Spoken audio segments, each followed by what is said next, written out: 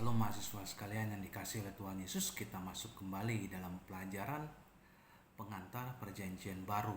Ya, kita masuk dalam surat-surat penjara. Kemarin kita sudah belajar apa saja surat penjara, yaitu surat Efesus, Kolose, lagi Filipi, dan juga pribadi itu kepada Filemon. Tapi sebelum mulai kita berdoa. Tuhan Yesus, terima kasih untuk hari ini kami mau belajar surat Efesus. Tuhan tolong kami, berkati kami sekalian supaya kami mengerti, dan biarlah pelajaran hari ini menjadi berkat bagi kami sekalian. Dalam nama Tuhan Yesus kami berdoa, amin. Saudara sekalian, kita belajar tentang Efesus hari ini. Surat Efesus termasuk surat penjara yang ditulis oleh Paulus. Nah, sebenarnya surat ini diberikan kepada jemaat yang berlatar belakang kafir atau orang tidak percaya, pasal 3 ayat 1. Dan temanya adalah Kristus dan gereja. Kristus dan gereja. Jadi inti beritanya sebenarnya gereja sebagai tubuh Kristus. Ya, berbicara tentang gereja itu berbicara tentang kekayaan gereja di dalam Kristus, pasal 1 ayat 3, dan juga akibat praktis dalam kehidupan bergereja atau kehidupan gereja, pasal 4 ayat 6. Saudara saya yang terkasih, kita belajar bahwa dalam Efesus ini berkaitan dengan kota Efesus.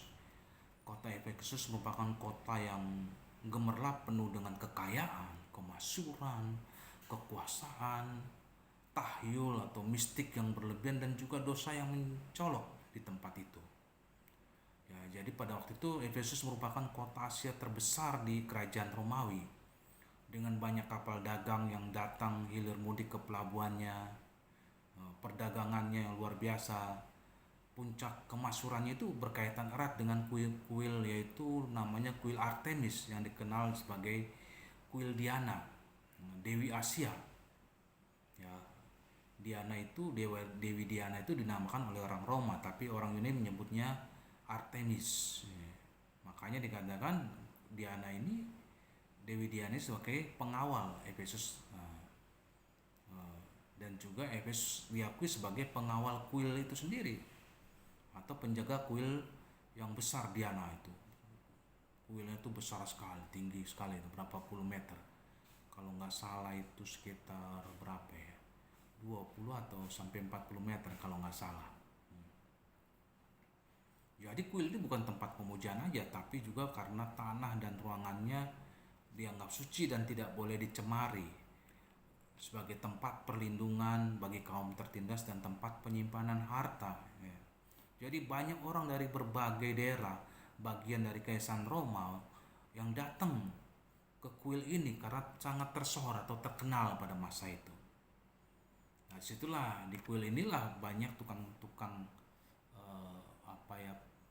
perak Efesus memperoleh banyak keuntungan dari penjualan model kuil ini dan patung-patungnya.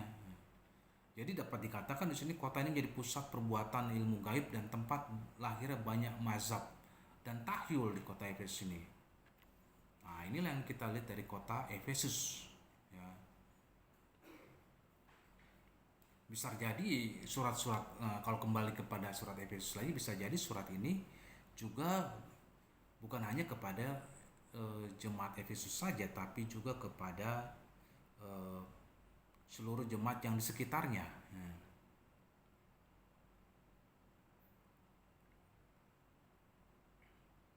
Sebenarnya surat ini memberikan kesan, yaitu luapan pernyataan yang melimpah sebagai hasil dari kehidupan doa Paulus, ya, seperti itu. Adapun tujuannya menulis surat ini yaitu tersirat dalam Efesus pasal 1 ayat 15 sampai 17. Dengan tekun ia berdoa sambil merindukan agar para pembacanya bertumbuh dalam iman, kasih, hikmat, dan penyataan Bapa yang mulia. Jadi Paulus ingin jemaatnya atau pembaca surat itu sendiri bertumbuh dalam iman, kasih, dan hikmat, dan penyataan Allah Bapa, dan mereka hidup sungguh-sungguh layak di hadapan Tuhan Yesus Kristus. Saudara bisa buka di Efesus 4 ayat 1 sampai 3 dan Efesus 5 ayat 1 sampai 2. Ya. Jadi surat ini ditulis untuk bukan hanya dalam doktrin mereka atau tingkah mereka, melainkan untuk membangun jemaat Efesus dalam iman supaya mereka lebih berkenan pada Kristus dan dapat melawan ajaran-ajaran Gnostik dengan lebih baik. Mereka melawannya pada itu karena sudah muncul ajaran Gnostik di dalam jemaat Kolose dan jemaat-jemaat di provinsi Asia pada masa itu. Ya. Lalu apa ringkasan inti dari surat Efesus? Bagaimana kelanjutannya? Nah, kita nanti lihat pada tahap yang kedua.